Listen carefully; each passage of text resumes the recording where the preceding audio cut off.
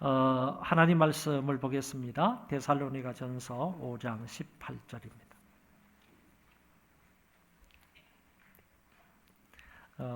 저 성경을 가져오려고 하니까 좀 엄두가 안 나서 이 성경을 읽습니다. 데살로니가전서 5장 18절 범사에 감사하라. 이것이 그리스도 예수 안에서 너희를 향하신 하나님의 뜻이니라.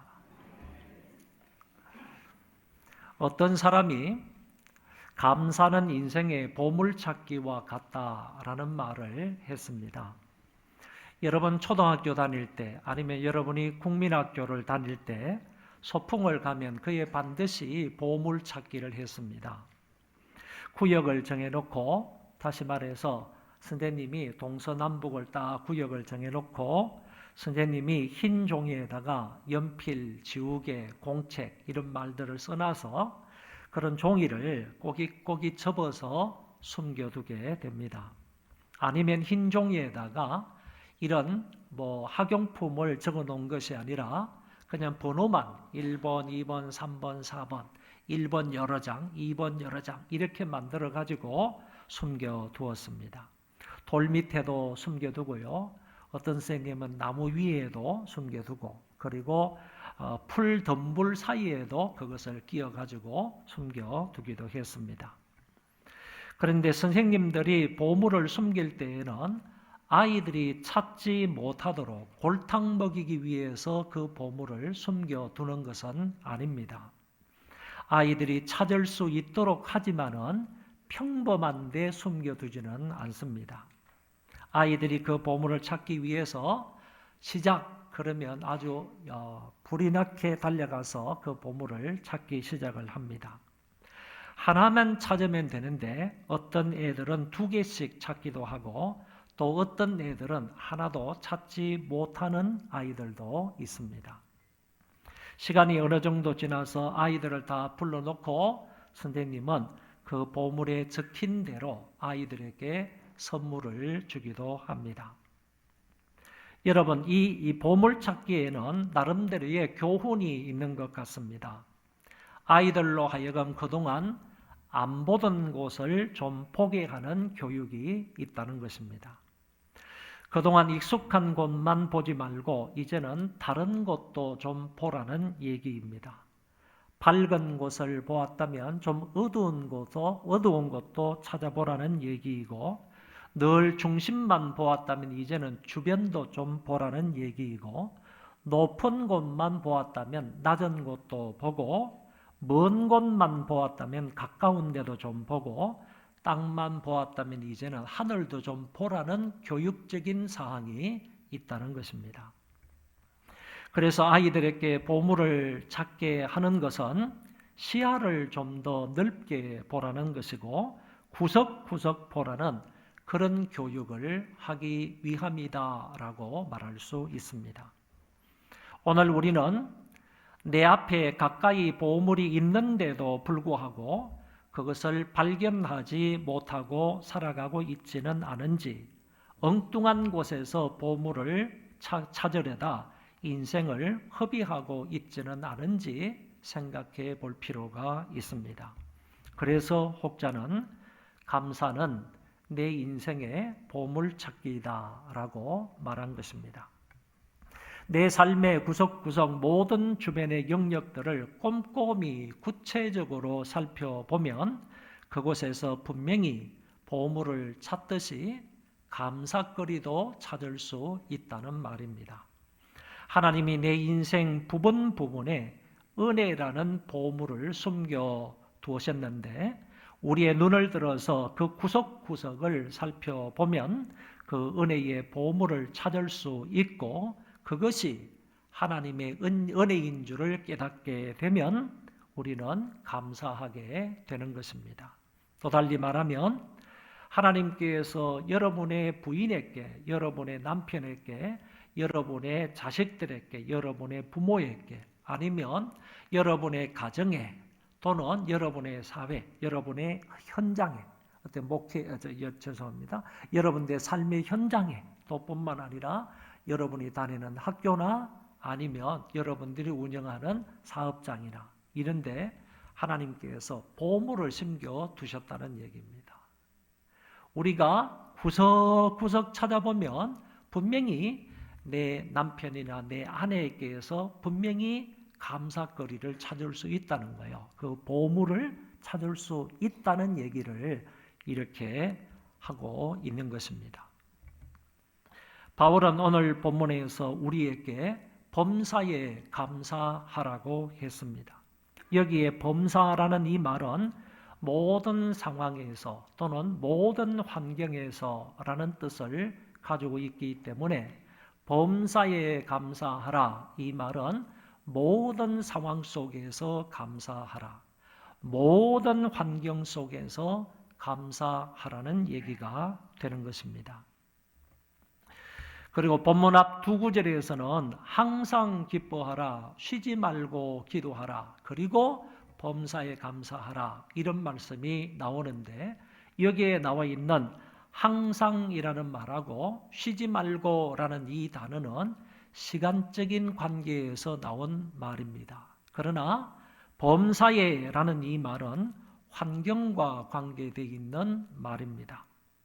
그러나 이 세 단어는 비슷한 뜻을 가지고 있는 낱말이기 때문에 서로 교차하여 사용할 수 있습니다. 달리 말하면 범사에 기뻐하라, 범사에 감사하라, 이런 말로도 사용을 할 수가 있다, 그런 얘기가 되는 것입니다. 그러므로 범사라는 말을 좀 더 확장해서 설명을 한다면 모든 일에, 그리고 쉬지 말고 그랬으므로 끊임없이, 그리고 어떤 상황 속에서도 감사하라는 말로 해석할 수 있는 것입니다. 그래서 바울이 범사에 감사하라 하는 이 말을 오늘 저와 여러분은 어떻게 해석을 하고 들어야 하는가 하면은, 모든 일에 감사하라는 얘기구나, 끊임없이 쉬지 말고 감사하라는 얘기구나, 그리고 어떤 상황 속에서도 감사하라는 얘기구나, 이런 말씀으로 들으면 좋겠다는 것입니다. 한편 이 감사는 기도와 아주 밀접한 관계가 있습니다. 데살로니가전서 1장 2절에 우리가 너희 모두로 말미암아 항상 하나님께 감사하며 기도할 때에 너희를 기억하머이라는 말씀이 나옵니다. 바울은 교회를 위하여서 기도할 때 실제적으로 항상 감사하며 기도하고 있다, 이렇게 표현을 한 것입니다. 바울은 자기가 어떤 상황에 처해 있든지 또는 데살로니가 교회가 어떤 환경에 놓여 있든지 간에 하나님께 범사에 감사하며 기도한다, 이렇게 표현을 한 것입니다. 골로새서 4장 2절에도 보면 기도를 계속하고 기도에 감사함으로 깨어 있으라, 이런 말씀이 나옵니다. 이 말씀에도 보면 기도와 감사를 연결시켜서 말하고 있는 것입니다. 더 나아가서 빌립보서 4장 6절에서도 오직 모든 일에 기도와 간구로 너희 구할 것을 감사함으로 하나님께 아뢰라고 기록되어 있습니다. 여러분, 이 구절을 다시 한 번 더 주의 집중해 보시기를 바랍니다. 여기에도 분명히 사도 바울은 기도와 감사를 연결시켜서 얘기하고 있다는 것을 알 수가 있고요. 더 하나 중요한 사항은 기도에는 여러 가지 종류가 있는데, 여기 빌립보서 4장 6절에만 해도 기도, 간구, 감사라는 세 가지 단어가 나오지 않습니까? 이 기도의 종류라고 할 수 있는데, 기도의 종류 가운데에서 제일 마지막 번째에 나오는 이 감사 기도라는 이 말은 기도 가운데에서 최고의 수준에 달해 있는 기도가 감사 기도이다, 이런 의미로 해석할 수가 있다는 것입니다. 그래서 우리가 기도의 종류가 많이 있지만은 예배 안에 기도의 종류도 많이 있잖아요. 회개 기도가 있고 중보 기도가 있고 조명을 위한 기도가 있고 헌상 기도가 있고 또 성찬 기도가 있고 여러 가지 기도의 종류가 있는데, 본문에 나오는 기도의 종류를 그냥 기도, 그 다음에 간구, 그 다음에 감사, 이 세 가지의 기도가 나오는데 이 기도 가운데에서 가장 고상하고 가장 높은 기도가 뭐냐? 감사 기도다. 그런 얘기입니다. 기도 가운데에서 가장 최고의 기도가 감사 기도이다 하는 점을 여기에서 표현하고 있다. 그런 얘기입니다. 또 하나 더, 모든 기도는 결국에 이 성경 구절을 근거로 한다면 감사 기도가 되어야 한다. 그런 의미도 있다는 겁니다. 오직 모든 일에 기도와 간구로 너희 구할 것을 감사함으로, 기도를 하든 간구를 하든 무슨 기도를 하든지 간에 감사함으로 하나님께 아뢰라. 이렇게 가르쳐주고 있는 것입니다. 여러분, 모든 기도는 결국 감사 기도가 되어야 한다는 얘기입니다. 이런 귀한 메시지를 오늘 저와 여러분들에게 던지는 말씀이 바로 빌립보서 4장 6절임을 기억하시기 바랍니다. 그리고 또 본문에서 바울은 모든 상황에서 감사하라 그랬는데, 그러면서 이 모든 것은 바로 예수 안에서 너희를 향하신 하나님의 뜻이다. 이렇게 말씀을 하셨습니다. 범사에 감사하라. 이는 그리스도 예수 안에서 너희를 향하신 하나님의 뜻이다. 하나님의 뜻임을 강조해서 말씀을 하셨다는 것입니다. 여러분, 성경에 제가 찾아보니까 하나님의 뜻이 이렇게 분명하게 나타나 있었습니다. 먼저는 우리가 선하게 행하는 것도 하나님의 뜻이다. 우리가 선행을 하는 것이 하나님의 뜻이다. 이렇게 밝히 말씀하고 있습니다. 기독교인들은 마땅히 악을 행하는 존재들이 아니라 선을 행하는 사람이어야 하는 것입니다. 왜냐? 그것이 바로 우리를 향하신, 기독교인들을 향하신 하나님의 뜻이기 때문에 그렇습니다. 선하게 행동하는 것, 이게 바로 하나님의 뜻이고요. 두 번째는 위정자들에게 순복하는 것이 하나님의 뜻이다 그랬습니다. 제가 과거에 박근혜 대통령이 탄핵을 당할 그 시점에요, 위정자들에게 순종하는 것이 하나님의 뜻이다. 박근혜 대통령이라 할지라도 순종해야 된다. 왜냐하면 이 위정자들은 하나님이 세우신 자가 아니면 그 자리에 설 수 없는 자라고 성경은 분명히 말씀하시면서, 그런 사람도 하나님이 세우신 것이다. 그래서 우리는 위정자들에게 순복해야 된다라고 말씀을 드렸더니 예배가 끝나자마자요, 아주 빗발치게 전화가 오더라고요. 어떻게 그런 설교를 할 수 있냐 이거죠. 여러분, 성경을 설교해가지고 이런 소리를 들으면 되겠어요? 하나님 말씀을 전하는 것을 통해서 제가 여러분들에게 그런 말을 들어야 됩니까? 그러면 여러분들은 하나님의 백성이 아니에요? 하나님의 백성이라면 하나님 말씀을 들어야 되는 거 당연하죠. 당연히. 그렇게 성경은 말씀하고 있잖아요. 위정자들에게 순복하는 것이 하나님의 뜻이라고 했잖아요. 지금도 마찬가지예요. 다음 회기도 마찬가지예요. 위정자들에게 순복하는 것이 하나님의 뜻이라고 명확하게 나와 있으면 오늘 저와 여러분은 그 말씀을 그대로 따라야 하는 것입니다. 그런 것이 하나님의 뜻대로 사는 삶이에요. 믿으시면 아멘 좀 해보세요. 인상 찌그리지 마시고. 전 지금 빨간 당을 얘기하고 파란 당을 얘기하는 게 아니에요. 하나님 말씀을 얘기하는 거죠. 위정자들에게 순복하는 것이 하나님의 뜻이다. 이렇게 말씀하셨고요. 그 다음에 세 번째는 여러분 자기 자신들이 하나님께 헌신하는 것도 하나님의 뜻이라고 그랬어요. 나 자신을 하나님 앞에 드리는 것도 하나님의 뜻이다 그랬고요. 데살로니가전서 4장 3절에는 신자들의 성화도 하나님의 뜻이다. 거룩하게 사는 것도 하나님의 뜻이다. 이렇게 말씀을 하셨고요. 오늘 본문이 있는 본장에서는 항상 기뻐하라, 쉬지 말고 기도하라, 범사에 감사하라. 이는 그리스도 예수 안에서 너희를 향하신 하나님의 뜻이니라. 항상 기뻐하는 게 하나님의 뜻이래요. 쉬지 말고 기도하는 게 하나님의 뜻이래요. 아울러서 범사에 감사하는 것이 분명히 하나님의 뜻이라고 본문은 밝혀주고 있습니다.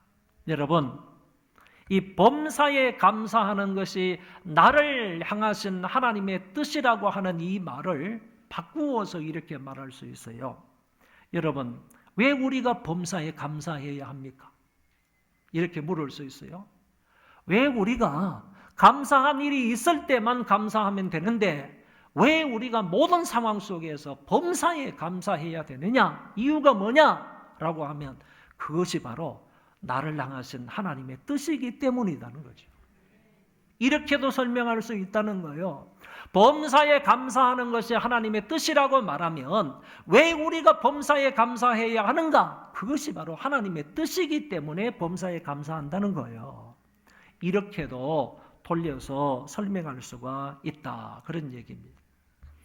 여러분, 그렇기 때문에 먼 데서 하나님의 뜻을 찾을 필요가 없어요. 뭐 철학기도 하면서 하나님의 뜻을 발견할 필요가 없어요. 물론 개별적으로 그때그때마다 필요한 뜻이 있겠지만은 오늘 성경 말씀엔요, 그렇게 하나님의 뜻을 찾을 필요가 없다는 거예요. 주야로 성경을 읽거나 그런 것을 묵상하면서 하나님의 뜻을 찾을 필요가 없다는 거예요. 목사에게 찾아와가지고 하나님의 뜻이 무엇입니까? 물을 필요도 없다는 거예요. 오늘 성경에 명확하게 밝혀주는 것은 범사에 감사하는 것이 하나님의 뜻이라는 거죠. 유명한 신학자 F.F. 브루스라는 사람은 이런 말을 했어요. 잘 들어보셔야 돼요. 데살로니가 전서 4장 3절에 있는 하나님의 뜻은 이것이니 너희의 거룩함이라. 신자들의 거룩함이 하나님의 뜻이다. 이렇게 말씀해 주시는 것이 데살로니가 전서 4장 3절의 말씀이에요. 그래서 성도들의 성화라는 말하고요, 오늘 본문의 말씀하고 연결을 시키는 거예요. 오늘 본문의 말씀은 감사하는 것과 이것이 하나님의 뜻이다. 요 세 가지 말을 연결시켜서 이런 말을 하는 거예요. 이런 말을 한 거예요. 다시 얘기합니다. 데살로니가전서 4장 3절에 있는 성화라는 단어하고 오늘 본문에 있는 감사와 하나님의 뜻이라는 세 단어를 연결시켜서 유명한 바울 신학자인 F.F. 브루스라는 사람이 이런 말을 하는 거예요. 읽어보겠습니다. 시작. 감사하는 것이 성령께서 신자들을 성화시키는 내적인 역사이며 이것이 곧 하나님의 뜻이다. 뭐 하나님 말씀은 아니니까 아멘을 할 필요는 없지만은 그래도요, 이게 진리야, 진리야. 무슨 말인가 하면은 내가 하나님 앞에 감사하면요, 하나님의 성령께서는 그 감사하는 것을 통하여서 나를 점점 더 거룩하게 만들어 가신다는 거야. 나를 좀 더 성화시켜 가신다는 거예요. 이게 하나님의 뜻이라는 거지. 이게 하나님의 뜻이라는 거예요. 그러니까 감사가 성화를 이루는 거예요. 감사가 성화를 이루는 거예요. 성화를 이루는 것이 하나님의 뜻대로 사는 삶이라는 거예요. 삶이라는 거예요. 이거를 아주 멋진 말로 이 신학자가 이렇게 얘기를 한 거예요. 감사하는 것이 성령께서 신자들을 성화시키는 내적인 역사입니다. 성령 하나님께서 내 안에서 역사하시는데 나를 좀 더 거룩하게 만드시기 위해서 자꾸 감사하게 한다는 거예요. 그 감사를 통하여서 성령 하나님께서는 나를 점점 더 거룩한 사람으로 만들어 가시는데 그게 바로 나를 향하신 하나님의 뜻이라는 거죠. 이렇게 아주 멋지게요, 감사와 성화와 그리고 하나님의 뜻이라는 말을 연결시켜서 이렇게 말해주는 것을 볼 수 있습니다. 그리고 이 성경 말씀에 보니까 주 안에서 우리를 향하신 하나님의 뜻이다.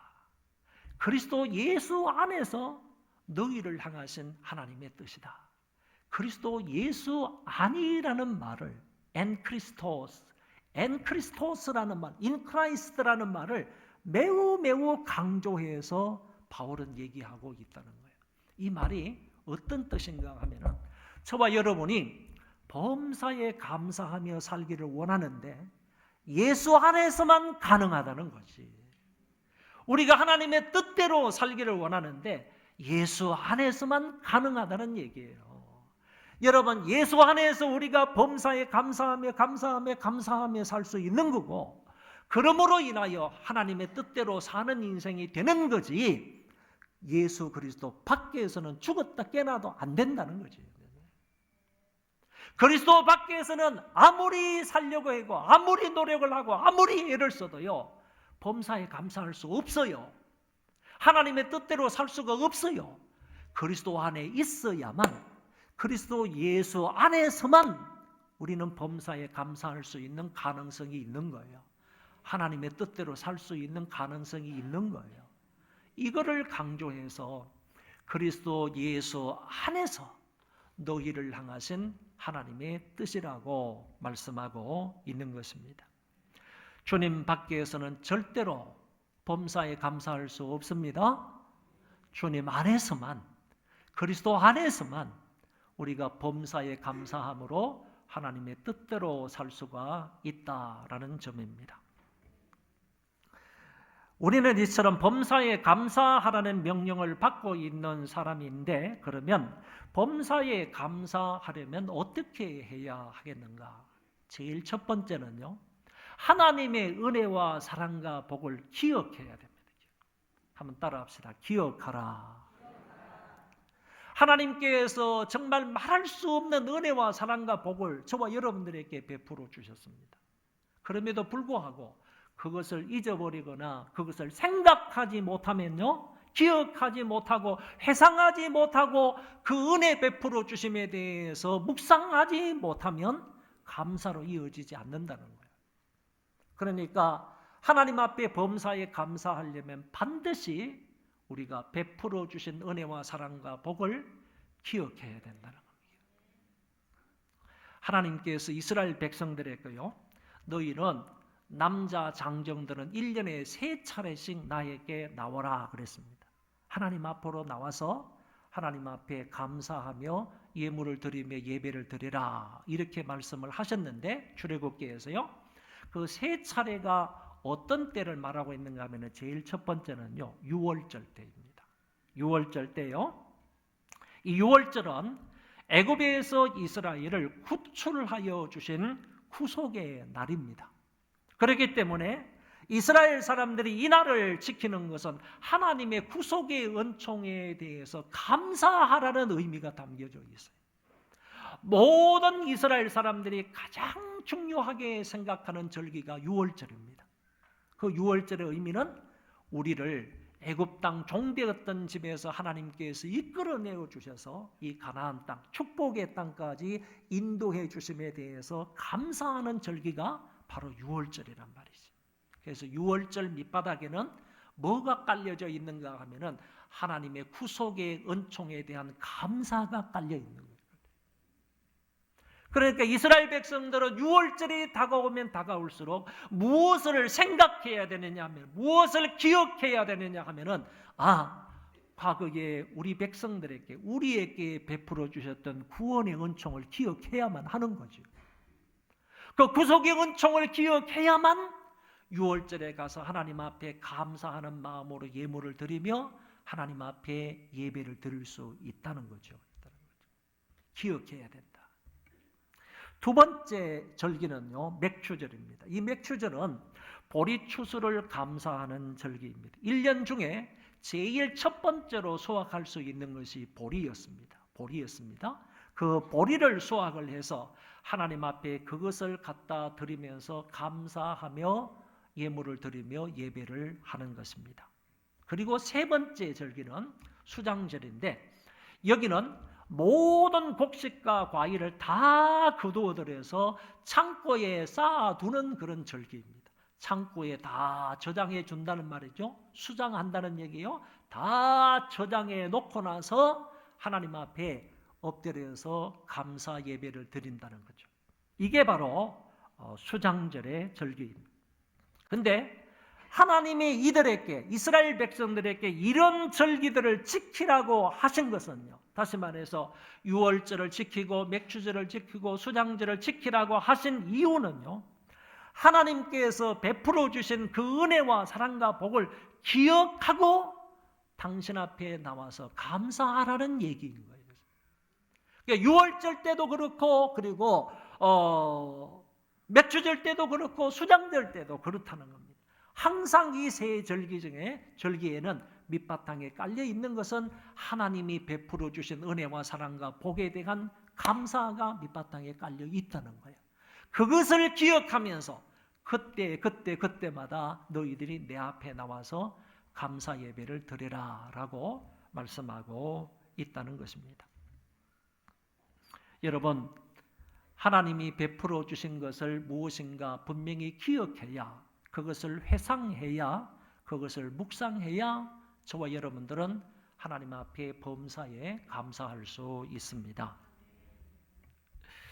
그 다음에 두 번째로 넘어가서요, 범사에 감사하려면 합력하여 선을 이루실 하나님을 굳건하게 믿어야 합니다. 성경 말씀을 보시면 우리가 잘 아는 성경 말씀이 나옵니다. 우리가 알거니와 하나님을 사랑하는 자 곧 그 뜻대로 부르심을 입은 자들에게는 모든 것이 합력하여 선을 이루느니라. 여기 아주 중요한 말씀이 나와요. 하나님을 사랑하는 자 곧 그 뜻대로 부르심을 입은 자. 이 말은 하나님을 사랑하는 자와 그 뜻대로 부르심을 입은 자는 동격이라는 말이죠. 동격이라는 말이에요. 그게 무슨 말이 되느냐 하면은, 하나님을 사랑하는 자는 하나님에 의해서 부름을 받은 자이다, 그런 얘기고, 하나님에 의해서 부름을 받은 사람은 하나님을 사랑하는 사람이다, 이렇게도 표현할 수가 있다는 거죠. 여러분, 그러신 줄을 믿으시면 아멘 좀 해보세요. 여러분, 이게 사실 얼마나 귀한 말인 줄 아세요? 저와 여러분은 하나님의 부르심을 받은 자들입니까? 그 말은 하나님의 택하심을 받은 자라는 얘기잖아요. 하나님의 택하심과 하나님의 부르심을 받은 사람은 그때부터요, 하나님을 사랑하는 자가 된다는 거잖아요. 어떤 의미로요? 그때부터 하나님의 사랑을 받는 자가 된다는 거예요. 하나님의 선택과 하나님의 부르심을 받은 사람은 하나님을 사랑하는 자일 뿐만 아니라 하나님의 사랑을 받는 자가 된다는 거예요. 그런 사람은요, 모든 일에 있어서 합력하여 하나님이 선을 이루게 하신다는 거예요. 보세요. 부르심을 입은 자들에게는, 그런 사람에게는요, 한두 가지 일이 아닙니다. 이런 상황 저런 상황 어떤 일이 있든지 간에 모든 것이 합력하여 선이 이루어지도록 하나님이 만드시겠다는 거예요. 그렇게 하시겠다는 얘기잖아요. 그러니까 우리가 살아가다 보면 좋은 일만 있는 게 아니잖아요. 기쁜 일만 있는 게 아니에요. 성공한 일만 있는 게 아니잖아요. 그 반대 일도 얼마든지 있잖아요. 날마다 건강할 때만 있는 게 아니잖아요. 있단 말이지요. 그 반대편에 해당하는 그런 일들도 얼마든지 있을 수가 있어요. 그런데 우리가 만약에 모든 것을 합력하여 선을 이루어 주실 그 하나님을 믿는다면, 어떤 일이 벌어져도, 어떤 상황에 놓여 있든지 간에, 실패하는 일이 있더라도, 슬픈 일이 있더라도요, 아픈 일이 있더라도 그 가운데에서도 하나님이 합력해서 선을 이루실 하나님을 믿고 있기 때문에 우리는 그 가운데에서도 감사할 수 있다, 그런 얘기입니다. 범사에 감사할 수 있는 그 능력이 실제적으로 어디에서 나오느냐? 이 믿음에서 나오는 겁니다. 우리가 항상 하나님 앞에 감사할 수 있는 그 능력, 원동력이 어디서부터 나오느냐 하면은, 모든 일을 합력하여 선을 이루실 그 하나님을 믿는 데서 나온단 말이에요. 그런 거로 우리는 이렇게 말할 수 있는 거예요. 저와 여러분들이 정말로 하나님의 부르심을 받아, 하나님의 선택감을 받아서 하나님의 사랑을 입은 자가 되었다면요, 그 이후부터는 확신해야 할 그 믿음 한 가지가 뭐가 있느냐 하면은, 모든 것을 합력하여 선을 이루실 그 하나님을 믿는 거예요. 그분을 이렇게 믿기만 한다면요, 저와 여러분들은 어떤 상황에 놓이든지 간에 우리는 범사에 감사할 수 있다. 그런 얘기입니다. 이런 은혜가 있기를 바랍니다. 그리고 마지막 하나 더 보겠습니다. 범사에 감사하려면요, 주는 삶을 살아야 합니다. 여러분, 무엇인가 받는 사람이 감사할까요? 아니면 무엇을 남에게 주는 사람이 더 감사할까요? 우리는 대부분 무엇인가 받는 사람이 준 사람에게 감사한다고 생각을 합니다. 제가 만약에 양복 한 벌, 이 옷도 이제 제가 누구로부터 어떤 성도님들로부터 이렇게 이제 맞춰준 그런 옷이에요. 성도님이 이제 맞춰준 옷인데 맞춘 옷이니까 제게 딱 맞잖아요, 그렇죠? 보기가 좋아요. 색깔도 곱잖아요. 색깔도 안 그래요? 근데 여러분, 내가 이 양복 한 벌을 이렇게 그 성도님으로부터 이렇게 제공을 받아서 입었는데 저도 감사하지요. 얼마나 감사합니까? 감사한데 실제적으로요, 베푸는 사람이 더 감사하다는 거예요. 베푸는 사람이 더 감사하다.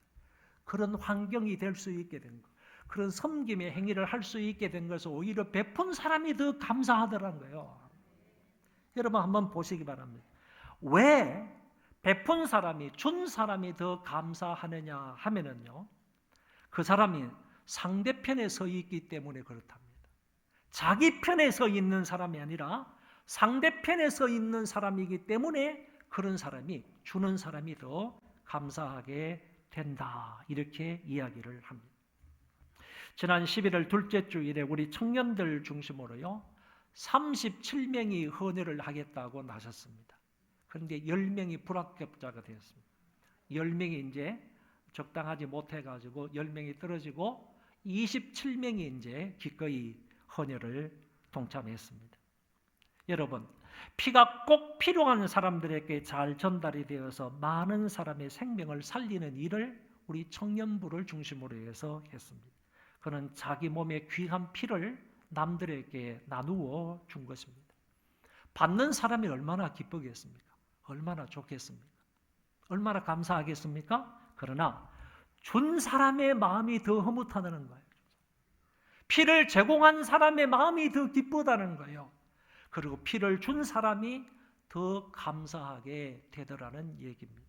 하나님, 그 필요한 사람에게 제 피를 나눌 수 있게 해주셔서 감사를 드립니다. 하나님, 나눌 수 있는 건강을 주셔서 감사를 드립니다.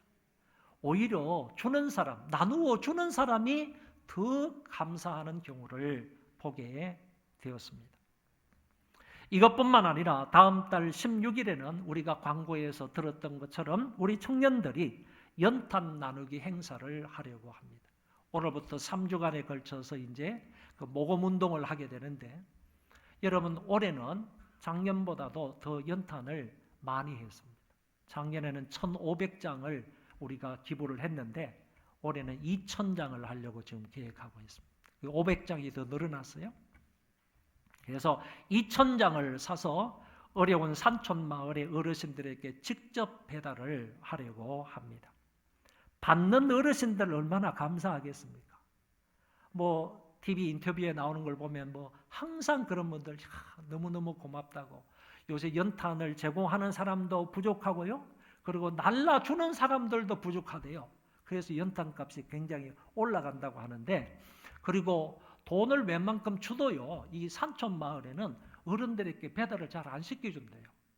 그런 경우가 있는데 우리 청년들 중심으로 해서 많은 학생들, 어르신들이 가가지고 자기 돈을 들여서 또 여러분들이 돈을 헌금해 주셔서 이것 가지고 2,000장의 연탄을 사줄 뿐만 아니라 이것을 집까지 다 배달을 해주잖아요. 다 배달을 해줄 때 그런 사람 물론 기뻐지요. 물론 감사하지요. 그 어르신들 늘 감사하다고 젊은 아이들이 이렇게 보내줘가지고 이렇게 연탄을 배달해줘 너무 감사하다는 이런 말씀을 하시는데, 그런 사람도 감사하지만은요, 시커먼 먼지를 뒤집어 쓰면서 그 비옷을 입고 다니는데 얼마나 거추장스러운지 몰라요? 그럼에도 불구하고 그들이 땀을 흘리면서 연탄을 배달해 주면서 그들에게 오히려 더 큰 감사와 기쁨이 있더라는 거죠. 마음에 흐뭇함이 있는 거예요. 마음에 기쁨이 있는 거예요. 마음의 감사가 그들에게 있다는 겁니다. 여러분, 주님께서도 말씀하시는 것처럼 받는 것보다 주는 게 더 복이 있는 겁니다. 그것과 마찬가지로 우리가 이런 일을 함으로 인하여, 줌으로 인하여서 하나님 앞에 복이 있는 사람이 된다 하는 점을 기억하시기를 바랍니다. 여러분, 범사에 감사하려면 주는 삶을 살아야 합니다. 기도도 주고요, 상대편을 위해서 마음도 주고요, 위로도 주고 사랑도 주고 물질을 주게 되면요, 오히려 그 사람이 더욱더 감사하게 된다 하는 얘기입니다. 제가 좀 넘어가서요, 신약학자 요아킴 예레미야스라는 사람이 있는데, 이 사람이 주님의 감사 기도에 대해서 이렇게 말했어요. 짧게 얘기하겠습니다. 그 예수님이 감사 기도를 하셨는데 떡 5개와 물고기 2마리를 들고 감사 기도를 하셨다. 그리고 나사로의 무덤 앞에서도 예수님이 감사 기도를 하셨다. 그리고 십자가를 지시기 전에 마가의 다락방에서도 감사 기도를 하셨다. 이렇게 말씀을 하고 난 이후에요, 이렇게 얘기합니다. 그런데 주님은 이미 이 일이 다 이루어진 것을 보면서 감사기도 했다. 이렇게 얘기합니다. 다시 말하면 5,000명을 먹이고 12강주리가 남을 것을 미리 보며 예수님께서 그 앞에 감사기도를 했고, 또한 로마 병정들에게 붙잡혀서 십자가에 죽을 것을 아셨음에도 불구하고 이미 부활 성천하여 하나님 보좌 우편에 앉을 것을 미리 바라보며 그것이 이루어진 양 미리 예수님께서 감사 기도를 하셨다. 이렇게 표현합니다. 그러면서 그는 주님의 이런 감사는 완성에 대한 얘기이며 현실화된 종말론이다. 이렇게 표현을 했습니다. 감사는 이미 이루어진 것에 대한 얘기라는 겁니다. 감사는 이미 이루어진 것에 대한 얘기라는 거고, 현실화된 것을 믿음으로 감사하는 것이라고 표현하고 있는 것입니다. 이런 주님의 기도를 본받아서 우리가 기도를 한다면 우리는 언제든지 감사할 수 있다. 이런 주님께서 이런 상황을 두고 감사 기도를 하셨다면 오늘 우리들도 주님의 그 기도를 본받는다면 어떤 상황 속에서도 미리 이루어질 것을 내다보며 미리 이루어질 것을 바라보며 우리는 얼마든지 감사할 수가 있다. 이렇게 얘기를 했습니다. 우리 교회에 한 2번 정도 왔다 가신 이의용 교수가 감사일기라는 책을 썼는데 거기에 이런 재미나는 표현이 있습니다. 한번 들어보세요. 감사 생명에게는 감사할 거리가 아예 안 보인다. 감사 생명 있잖아요. 생명에게는 감사할 거리가 안 보인다. 감사 약시에게는요, 감사를 보고 싶어도 잘 안 보인다. 감사 근시에게는 눈앞에 감사만 보인다. 그리고 감사 원시는 남의 감사는 보이는데 자기 감사는 잘 안 보인다. 감사 난시는요, 감사를 보기는 보는데 흐릿하고 선명하지가 않다. 감사 짝시는요, 한편의 감사만 본다. 감사 착시는 감사의 핵심을 잘 보지 못한다. 이들 모두의 공통점은 감사를 제대로 볼 수 없다는 것이다. 이렇게 말했습니다. 여러분, 감사 생명이 있고 감사 약시가 있고 감사 근시가 있고 감사 원시가 있고 감사 난시가 있고 감사 짝시, 감사 착시가 있는데 이런 사람들은 결코요 감사거리를 제대로 보지 못하여서 결국 하나님 앞에 감사하지 않는다는 얘기입니다. 여러분, 좋지 않은 눈이 있으면 그것을 안과에 가가지고 그것을 고쳐야 되지 않습니까? 그 눈을 고쳐야 제대로 볼 수 있는 것처럼 원망, 불평, 부정적인 것들을 제거하고요, 이제는 감사라는 안경을 끼워야 내게 주어진 모든 것들의 범사에 감사할 수 있다는 얘기를 하고 있습니다. 우리가 범사에 감사하려면 어떻게 해야 한다고 했습니까? 베풀어 주신 은혜와 사랑과 복을 기억해야 감사할 수 있다고 했습니다. 두 번째는 합력하여 선을 이루시는 하나님을 확실하게 믿어야 한다고 했습니다. 그리고 주는 삶을 살아야 한다고 했습니다. 어떤 사람이 범사에 감사할 수 있는 비결 4가지를 얘기했는데 제목만 말씀을 드릴게요. 이제 범사에 감사하라는 말씀을 들었어요. 주 안에서만 가능하다는 말씀을 들었어요. 그리고 이것이 하나님의 뜻이라는 말씀을 들었어요. 그럼 범사에 감사하려면 이 3가지를 잘해야 된다라고 하는 말씀도 들었어요. 그러면 이것을 실제적으로 우리가 행동을 해야 되는데 실제적으로 범사에 감사하는 삶을 살기 위한 비결이 뭐냐 이거지. 비결 4가지인데요. 그냥 주제만 말씀을 드린다고 그랬어요. 제일 첫 번째는 살아있음을 감사해라. 내가 살아있음을 감사해보라. 이거. 살아있음을 감사해보라. 두 번째는 문제가 있는 것을 감사해라. 어려운 문제가 있고 어려운 일이 있을 때 감사해보라는 겁니다. 그리고 3번째는요. 감사한 일이 생겼을 때 즉시 감사해보라. 뒤로 미루지 말고 즉시로 감사해보라. 그리고 네 번째는 사소한 일부터 감사해보라. 작은 일부터 감사해보라. 그러면 우리는 어느새 범사에 감사하게 된다. 이렇게 말했습니다. 첫 번째가 뭐라고요? 살아있음을 감사해요. 두 번째는 다시요. 두 번째는 문제가 있고 어려운 일이 있을 때 감사해보라. 세 번째는 즉시로 감사해보라. 즉시로 감사해. 네 번째는 사소한 일부터 감사하라.